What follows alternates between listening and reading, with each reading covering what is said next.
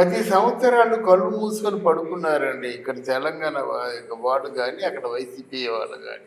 ఏవండీ 2 రాష్ట్రాల మధ్య అపరిష్కృతంగా ఉన్న సమస్యలు మాట్లాడుకోవాల్సిన అవసరం లేదా?